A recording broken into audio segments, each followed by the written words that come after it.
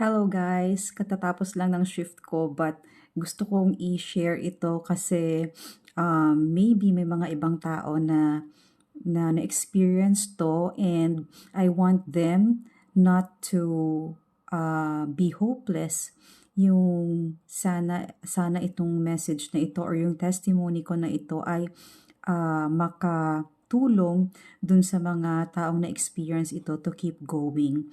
Kasi kanina, not kanina, but there's a time na nagkaroon ako ng NG sa company namin. When you say NG, yung parang nagkamali ka or may hindi ka nagawa dun sa work mo, sa task mo.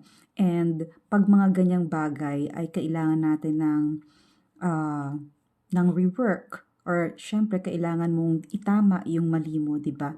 So, yung nangyari sa akin is parang paint siya na ilalagay dun sa isang diode. Tapos yung paint na yon kapag siya ay natuyo na, mahirap na siyang tanggalin. So, yun ang nangyari. Kailangan ko siyang tanggalin kasi i-repaint siya. And alam nyo ba that it's very hard to remove the paint kasi tumigas na siya. And yung yung engine na yon ay dahil ako ang gumawa, I have to do it myself, yung pagre-rework. So, ako ang dapat gumawa nun. Syempre, ako yung naka-NG.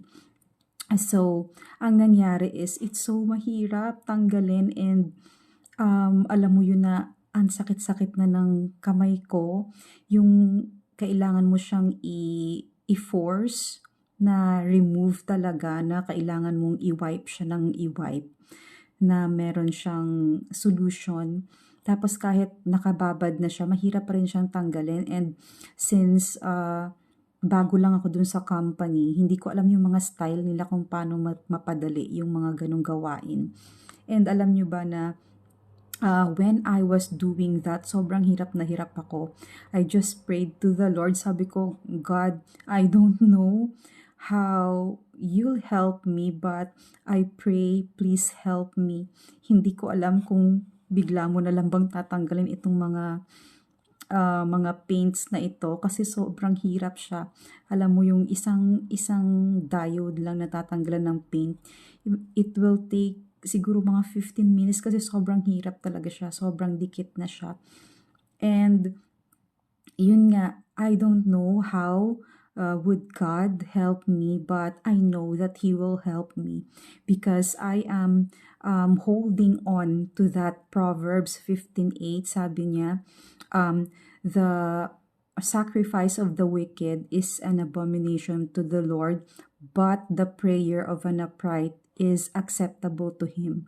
So dun lang ako humahawak, yun yung hino-hold ko na alam ko that God will help me. I don't know how, but I know He will help me. And you know what? After wala pang siguro 15 minutes, biglang may nagdatingan na mga tao, mga Pinoy, na hindi ko naman tinawag at hindi naman tinawag nung leader ko, but isa-isa silang nagpuntahan sa akin. Alam mo yun na may isang pumunta sa akin, tapos tumingin-tingin lang siya sa ginagawa ko, tinanong-tanong niya ako anong nangyari. Tapos tumulong siya sa akin and dahil matagal na siya doon, ang bilis niyang maggawa yung rework na yon, yung pagtatanggal ng paint. And then wala pang mga 10 minutes, may dumating na naman na isa na Pinoy din and nakipagkwentuhan siya at habang nakikipagkwentuhan siya, tinatanggal din niya yung mga paints na kailangan naming i-remove. And after him, may dumating na naman ulit and another one. So alam niyo yun na I still have 3 hours left sa shift ko. And nung gumagawa ako, nung nagre-rework ako, I started, siguro kailangan ko pa ng mga 2.5 hours bago matapos yung shift ko. And bigla silang nagdatingan. So, natuwa ako. Tapos sabi ko, so ito na ito pala yung paraan ni God para tulungan ako. Kasi sabi ko kanina, sabi ko prior to that, Sabi ko, hindi ko alam kung bigla na lang magwawalaan yun, yung mga paints na yun, kung bigla na lang siyang matutunaw, I don't know. But yun nga, yun ang paraan ni God para tulungan ako. Yung four na Pinoy na tumulong sa akin na hindi ko naman tinawag.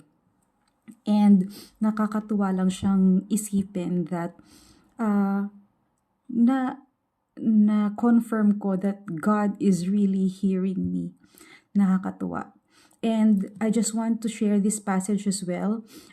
Sa Psalm 91, verses 14 to 15. Sabi, because He holds fast to me in love, I will deliver him. I will protect him because he knows my name. When he calls to me, I will answer him. I will be with him in trouble. I will rescue him and honor him.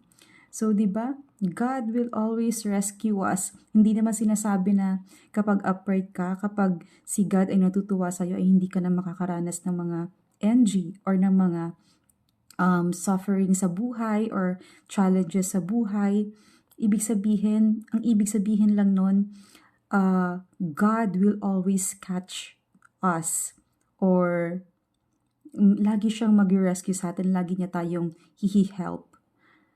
'Di ba? So, ang bottom line nito, gusto ko lang sabihin na aside from the prayer of an upright is acceptable to the Lord, aside from that, I just want to say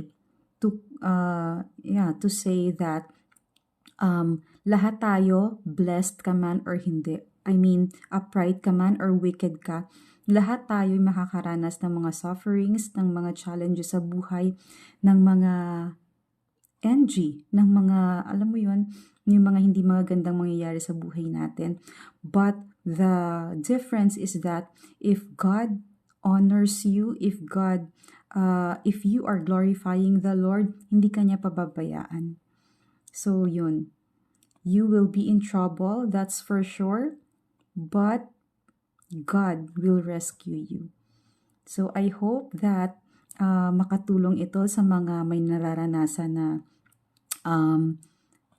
sa buhay nila, may mga negative situations na nararanasan sa buhay nila. And kahit dun sa mga maliliit na bagay like this one, na yung meron kang nagawang mali sa trabaho mo, that anyone can experience, but then God will always be there to rescue you. Thank you po for watching, and pasensya na kayo sa mata ko because I just had my shift and patulog na ako. Gusto ko lang tong i-share talaga because para makatulong, para magkaroon yung iba ng hope na kapag may mga ganito silang nararanasan, they will think they have this hope na merong magre-rescue sa kanila. Malayo ka man sa family mo, sa asawa mo, sa mga anak mo, but God is there to rescue you, and He will always hear your prayers. Thank you po for watching. God bless you. God bless us po.